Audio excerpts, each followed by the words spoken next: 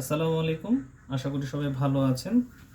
আজকে আপনাদের সামনে হাজির হয়েছি ঘরোয়া পদ্ধতিতে ইপসন সল্ট ব্যবহার করে কি করে আপনি আপনার ফল এবং শাকসবজিকে বিষমুক্ত করবেন।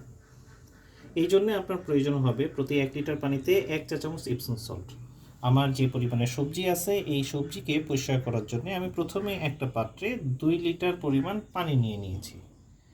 এখন আমি এখানে 2 চা চামচ ইপসন সল্ট দিয়ে দিব।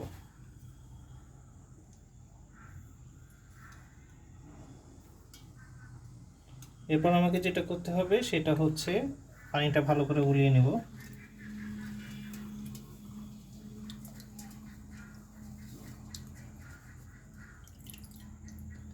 তারপর এই ফলগুলো সবজিগুলো এর মধ্যে দিয়ে দেব।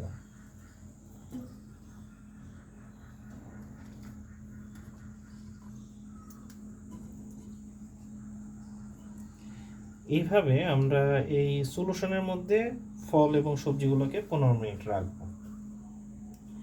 এর মাঝখানে আমাদের এই যে ইপসন সল্টটা আপনারা দেখছেন এটা হচ্ছে সম্পূর্ণ ফুড গ্রেড ইপসন সল্ট।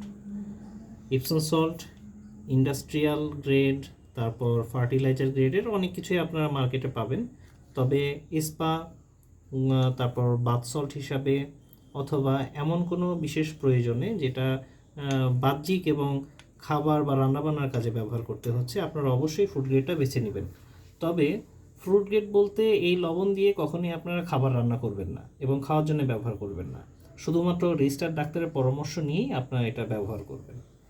আর একটা বিশেষ ব্যাপার, আমরা এই যে সবজি এবং ফলগুলো ব্যবহার করলাম এটার মাধ্যমে এই ইপসন সল্ট ব্যবহার করার কারণে এখানে ক্ষতিকর রাসায়নিক দ্রব্য এবং ফরমালিন এগুলো যেগুলো আছে এগুলো দূর হয়ে যাবে। আর একটা জিনিস, আমাদের এখানে যে একটা সবজি আছে এটা হচ্ছে শসা বা খিরাই, ধুন্দল, চিচিঙ্গা, এই জাতীয় সবজি কৃষকরা যখন মাঠে চাষ করেন ভালো ফলনের জন্য কেঁচো এবং ওই পোকা এই ধরনের কিছু কীট পতঙ্গ মাটি থেকে দূর করার জন্য ওনারা বিভিন্ন রকম বিষ, ফুরাডন এগুলো ব্যবহার করে থাকেন। অতিরিক্ত ব্যবহারেও অনেক সময় এই ফলগুলো সাধারণত মিষ্টি হওয়া সত্ত্বেও একটা তিতা ভাব চলে আসে। আমরা দেখি যে কোনোটা মিষ্টি কোনোটা তিতা। তো ইপসন সল্টের এই সলিউশনে যখন আমরা এই সবজিগুলোকে 15 মিনিট ভিজিয়ে রাখবো এই তিতা ভাবটাও ইনশাল্লাহ কেটে যাবে। তো আমাদের এখনও 15 মিনিট হয়নি, আমরা 15 মিনিট পর এই সলিউশন থেকে এই ফলগুলো উঠাই ফেলতে পারবো। ওঠানোর পর সরাসরি আমরা এটা রান্না বা খাওয়ার কাজে ব্যবহার করতে পারবো না। আমাদেরকে 15 মিনিট পর এই ফলগুলো উঠিয়ে নতুন পরিষ্কার পানিতে ভালো করে ধুয়ে নিতে হবে। ভালো করে ধোয়ার পর এটা আমরা তখন খাদ্য উপযোগী হিসেবে ব্যবহার করতে পারবো। আপনারা দেখছেন কিছুক্ষণের মধ্যেই আমাদের পানির কালারটা এরকম হয়ে এসেছে। এটা আরও ময়লা ছাড়বে এবং 15 মিনিট পর আমরা এই ফলগুলো এবং সবজিগুলো পরিষ্কার পানিতে ধুয়ে তারপর ব্যবহার করব।